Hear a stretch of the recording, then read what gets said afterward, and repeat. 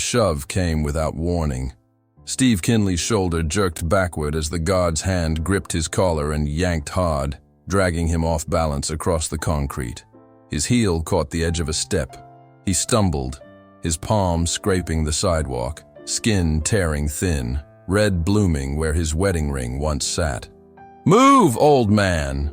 the guard bellowed, his voice echoing against the steel and glass walls of the clinic entrance. The onlookers froze. Steve's cap fell, the worn Marine Corps emblem catching sunlight as it rolled across the pavement. He winced, tried to steady himself, but the grip only tightened. "I set out. Now. I'm here for my hearing test," Steve murmured, confused, his breath short. "I have papers," they said. "Out of the way! I don't care who you were!" His voice cracked louder than it needed to, for a man twice his age. The American flags behind them stirred in the breeze, unnoticed. But eyes in the crowd began to shift. A woman clutched her purse tighter. A teenage boy angled his phone just slightly upward, recording. A man with a cap that read, "Veterans of Foreign Wars, Post 239 muttered, "What in God's name?" And somewhere, a familiar name was whispered. "That's Steve Kinley. Marine Corps. Korea. That man's a vet." The guard didn't hear, or didn't care, but the building did, and the people around it were starting to remember. Stephen Kinley's day had started with stillness, the kind that only lives in the bones of men who've seen too much to rush anymore. The kettle began to whistle softly on the stove, steam curling from its mouth like a breath from another world. He moved slowly, not from weakness, but from habit. Measured, intentional, each motion anchored in purpose. He poured the hot water into a chipped blue mug that read, "United States Marine Corps," in faded gold. The words were almost gone now, but he remembered the feel of them in his hands the first time. A gift from his son decades ago. A Christmas morning after he'd come home from the mill. On the table, he laid out his documents. Neat piles. Folded edges pressed smooth with careful thumbs. Discharge papers from the United States Marine Corps. A medical referral slip from the local clinic. His identification. A copy of a prescription renewal for hearing aids that had stopped working 2 months ago. He tucked them into a weathered manila envelope. The flap had a tear, but the contents stayed safe. Always safe. Just like the men he once carried out of frozen hills in a place most kids today couldn't find on a map. Outside, the wind moved low through the trees. Autumn hadn't fully arrived, but the leaves were beginning to whisper. He looked at the flagpole planted in his yard. The flag still at half-mast from a funeral 2 days ago. Another old Marine. Another name added to the bronze plate down at the park. Steve adjusted his collar, checked the mirror. Shirt clean, buttons straight. His Marine Corps cap was already in hand. He set it on his head, firm and centered. He didn't drive anymore, not since the fall, but the clinic was walkable. 7 blocks. He preferred it that way. Walking gave him time to notice. The sidewalk cracks he once helped pour, the new flowers outside the bakery, the boy who always waved from the bus stop. He passed by a neighbor's fence. A picket had snapped last week. He'd promised to mend it. This morning he did. 2 nails, a touch of glue and a firm hand. He left a note, repaired it. Looks better now. It mattered to him that small things held together. As he approached the clinic, a modern box of glass and brick, he slowed. The front no longer bore the familiar Veterans Affairs signage. The office had been relocated inside this private health building months ago, part of a quiet, cost-saving initiative. No announcement, no ceremony, just a paper taped to the door. Veterans Assistants Check-In, Suite 2B. The automatic doors slid open with a hiss. He stepped in. Cool air. Chemical sanitized floors. A receptionist behind glass looked up, then down again. No greeting. No welcome. "I have a 10:30 appointment," he said softly. The woman nodded, uninterested. She pointed to a clipboard without lifting her head. He signed his name slowly. Stephen R. Kinley, age 80, former sergeant, Korean War. There was nowhere to sit. A younger man with earbuds in shoved past him without a glance. Steve steadied himself on the wall. 10 minutes passed, then 15. The receptionist chewed gum. The clock ticked too loud for a place meant for healing. At last, he stepped toward the desk again. "Excuse me," he said gently. "I think I may have been missed. My name's Kinley. Sir, you'll have to wait outside. We're at capacity." The words were delivered flat, cold. "But I said outside." She turned to her screen. He looked back toward the door, confused, disoriented. Had he misunderstood? Then, before he could step aside, the heavy steps of a man approached. Security, black uniform, clipboard, sharp tone. "You heard her. Let's go. I have a paper. It's right here." The man grabbed his collar. Steve didn't resist, but his knees didn't move fast enough. That's when the shove came, and everything that followed would shake the town awake. The collar held fast against the back of Stephen Kinley's neck. The security guard's fingers didn't flinch, thick, gloved, and unbothered by the thin fabric stretched beneath them. With a sharp pull, he dragged Steve another step backward toward the glass doors, the veteran's polished shoes scuffing loudly along the floor. "Now!" the guard barked. "Outside!" "You've already been told." Steve's hand reached up in vain, not to strike or resist, just to ease the pressure. His voice was quiet, dry from the air inside. "My name's on the list. I don't care if you've got a golden invitation. You're not cleared to be here," the guard cut in, louder this time, so that the few people seated in the lobby turned. Some glanced up. One woman tightened her scarf. A receptionist shifted her eyes back to her computer, pretending not to hear. Steve's manila envelope slipped from under his arm. It landed open, papers spreading like dry leaves, a photocopied form, a worn medical card, a single-page military discharge. The guard didn't notice, or maybe he did, but he didn't pause. By the door, a boy nudged his mother and whispered something. She pulled him closer. Steve bent slightly at the knees, struggling to reclaim balance to retrieve his documents. One form folded at the corner. He reached down slowly, but the guard tugged harder. "I said move it!" The force nearly knocked him sideways. His back hit the glass, a dull thud, not enough to shatter but enough to echo. The flag on Steve's cap wavered for a moment in the reflection behind him. Still, he didn't raise his voice.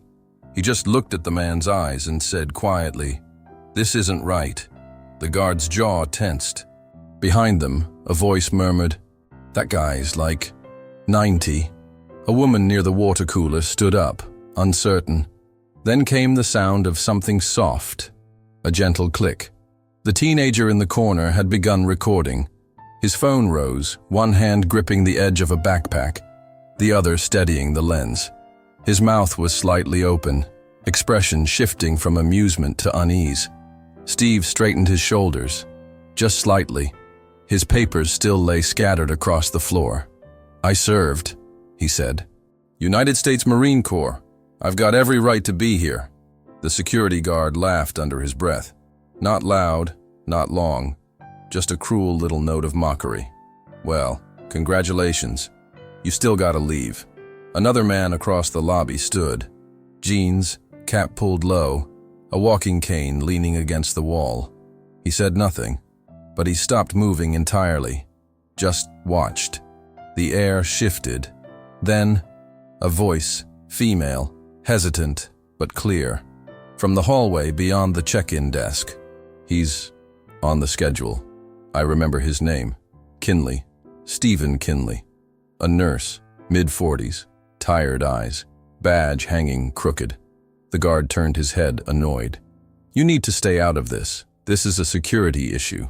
She didn't answer right away. Then, quieter, "It's not. It's a matter of respect." Her voice didn't carry, but the word did. Respect. Steve stood straighter. The pain in his shoulder throbbed. An old injury, long since healed, now stirred again. He reached slowly for one of the forms at his feet. His fingers brushed the corner of the paper. Before he could lift it, a boot stepped over it, the guard blocking his reach. The crowd hadn't grown, but the stillness had. That kind of stillness doesn't happen by accident. A man near the exit turned and walked out. Fast steps, phone to his ear. Another stayed behind, just close enough to hear, just far enough to not be seen taking sides. Not yet. Steve's lips moved once more. I bled for this country. The security guard didn't blink, then bleed somewhere else. And that was the moment a door opened, quietly, not from within the clinic, but from across the street. A truck door, a creak of a leather jacket, a boot on pavement, and everything, though not louder, began to feel heavier. The man who stepped from the truck wasn't young, but his gait was firm, purposeful. He wore an old bomber jacket, patches worn soft at the elbows, and boots that had walked across deserts and cities alike. His beard was gray, cropped short. A baseball cap rested low over his brow, reading, "Support our troops." He crossed the street slowly, unnoticed at first. Then the boy recording glanced over and hesitated, eyes widening. Inside the clinic lobby, Stephen Kinley was now on one knee. Not by choice. His legs had buckled beneath the strain of the shove, and he'd taken the rest of the fall gently, with the grace of someone who knew how to fall without breaking. His papers lay scattered around him. Some had drifted under the reception desk. One had caught against the baseboard beneath a bench. The guard still hovered, tense, silent now, but not from regret, from uncertainty. Something in the air had shifted. The room wasn't empty anymore. It was full of watching. "I can get them myself," Steve said, breathing heavier now. His hands trembled as he reached again. From outside, the front doors opened with a hiss. Boots stepped through. The man from the truck paused, just inside, looked at the guard, then at Steve. Then, slowly, down at the United States Marine Corps cap resting sideways on the floor. He bent down, picked it up carefully, dusted it once with the back of his hand, and set it, respectfully, on Steve's knee. "This man served," he said quietly. His voice was even, weathered. "That gives him more right to stand here than any of us." The boy recording swallowed hard. You could hear it. The security guard shifted his stance. "This isn't your concern," he snapped. But now the words didn't land. They just hung there, empty. "Everything about this is our concern," said the man in the bomber jacket. "I've seen this man at the War Memorial.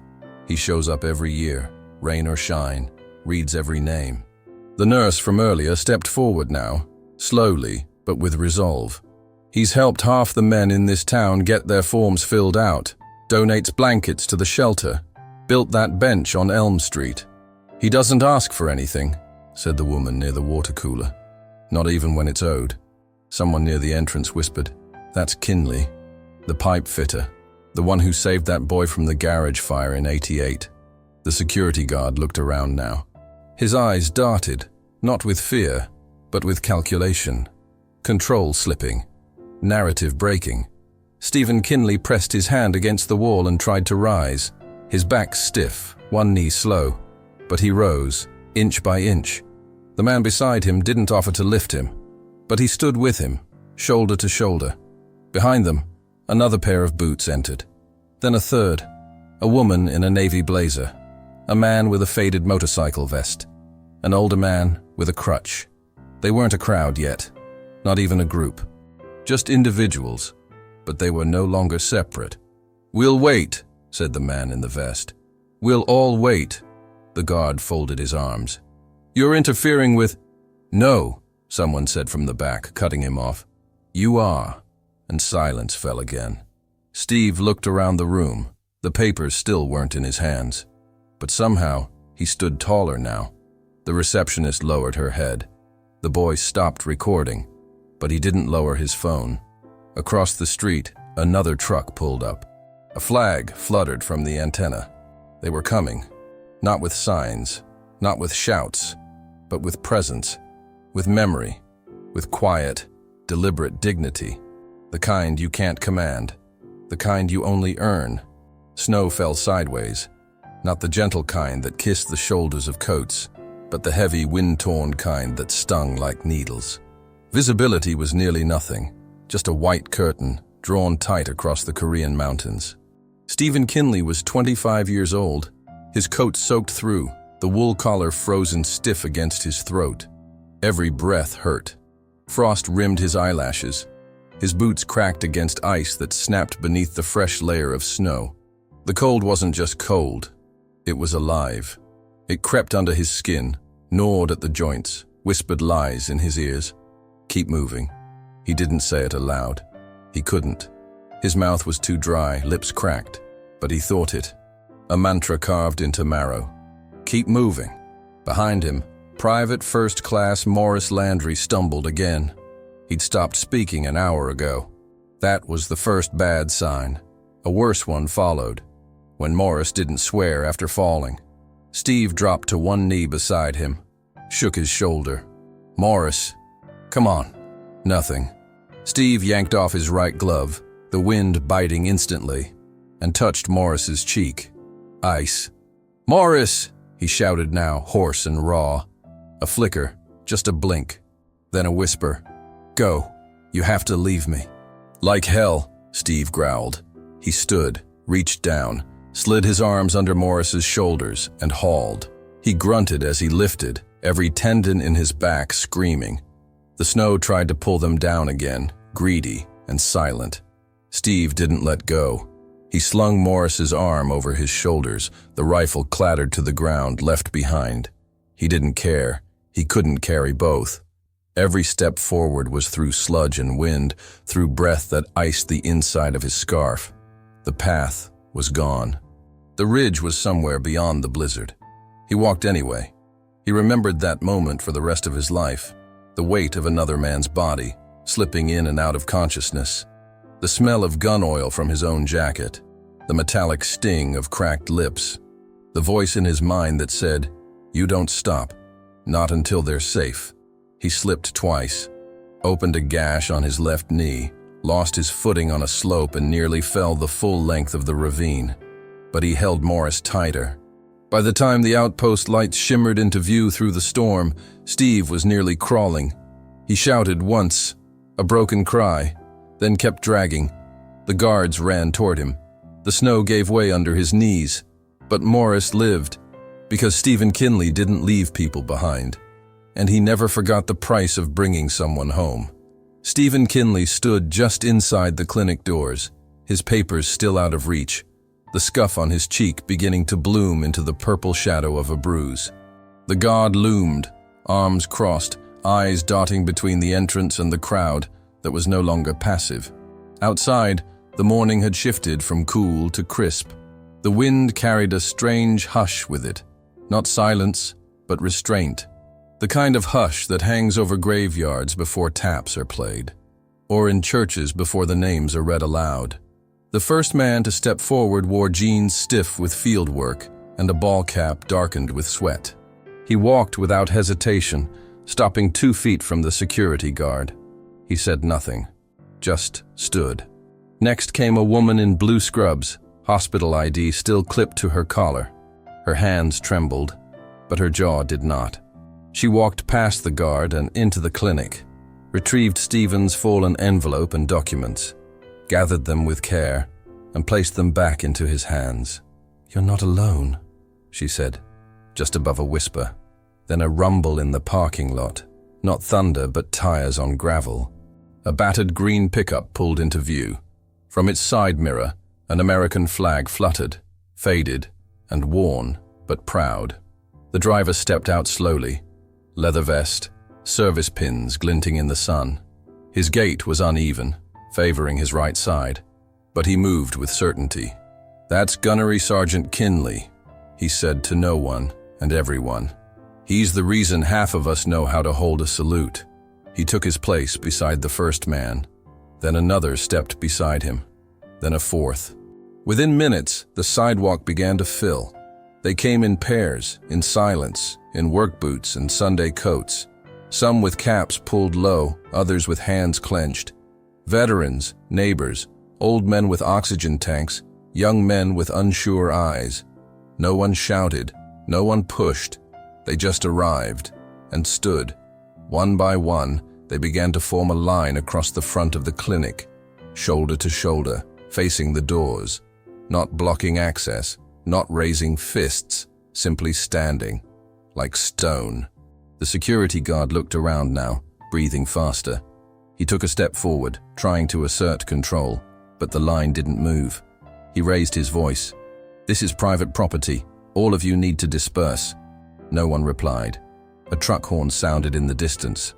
Long, low, respectful. Then a woman stepped forward, hair pinned neatly, sweater buttoned up to the neck. In her hands, folded with care, was a flag, United States Marine Corps red and gold. She had kept it since her brother's funeral.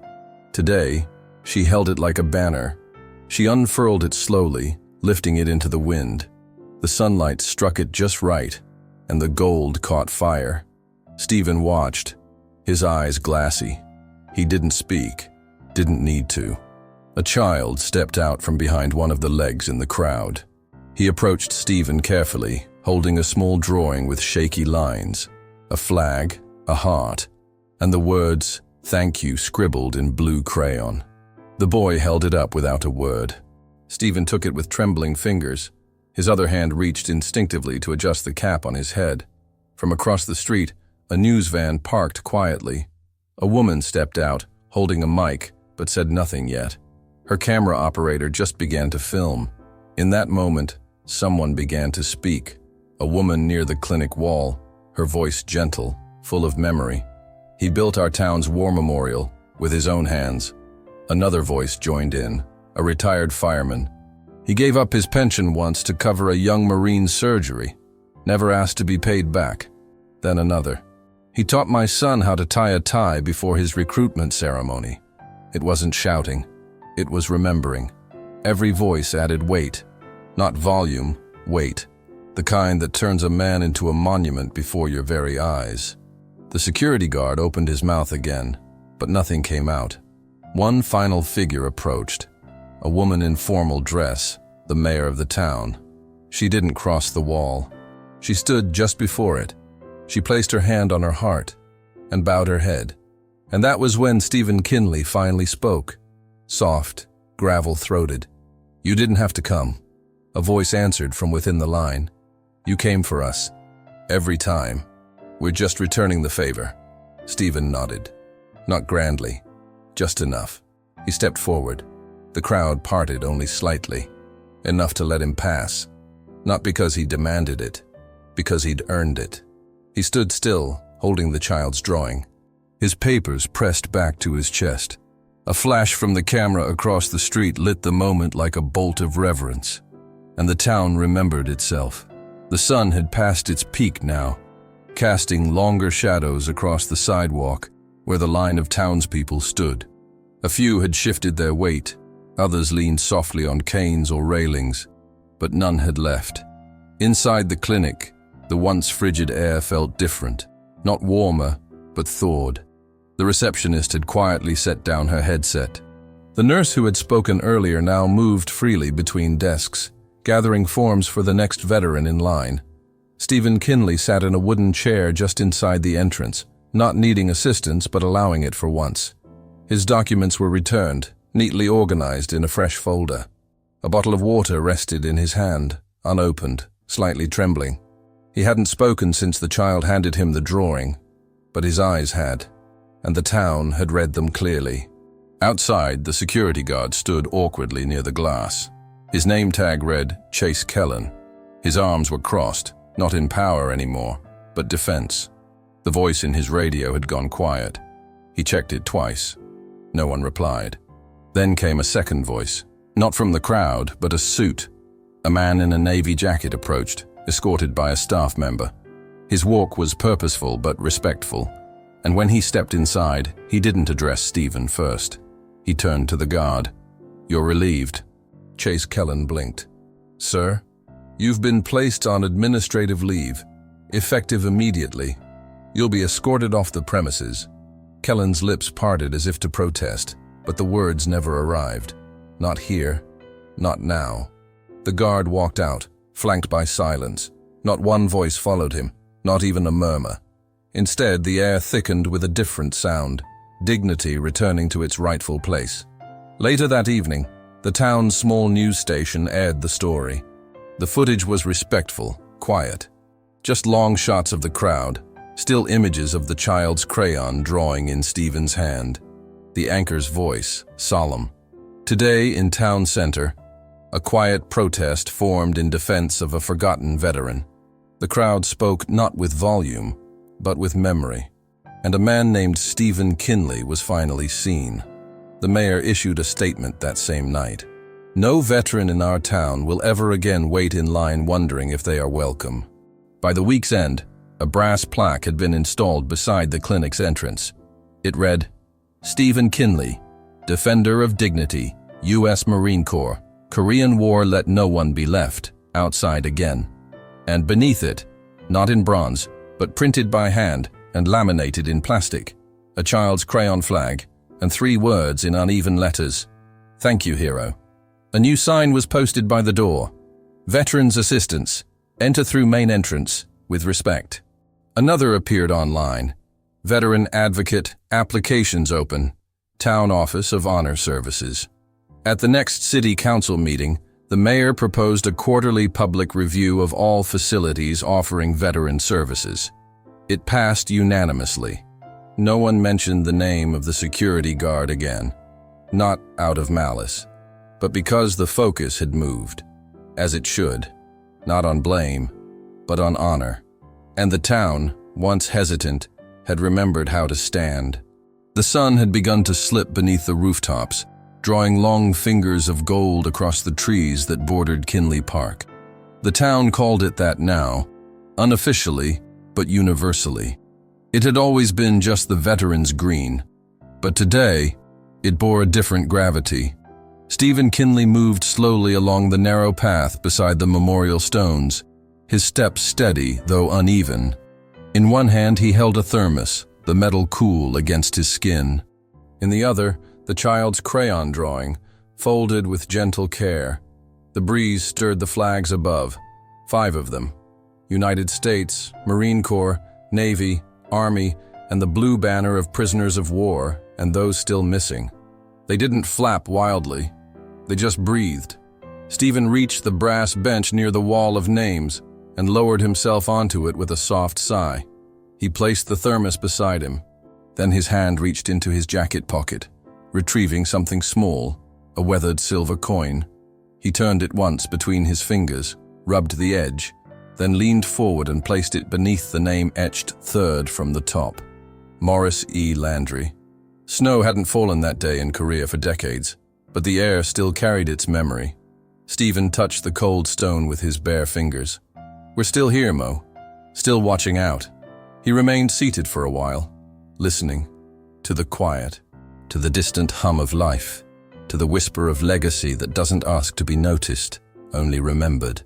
A family passed on the far side of the park. The mother hushed the children, pointing softly toward him. They didn't speak, just waved, solemnly. Stephen nodded once in return. Then he stood again, slowly, lifted the thermos, pressed it to his chest. His path took him past the memorial once more, past the flower beds now tended by volunteers. He walked into the golden spill of sunset, his silhouette growing taller against the light, not smaller.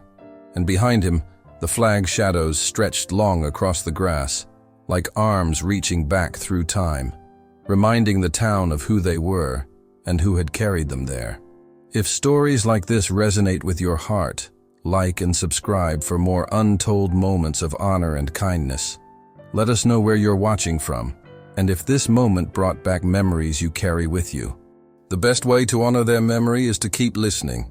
Click on the suggested video now, and we'll walk together through another untold chapter of courage and sacrifice.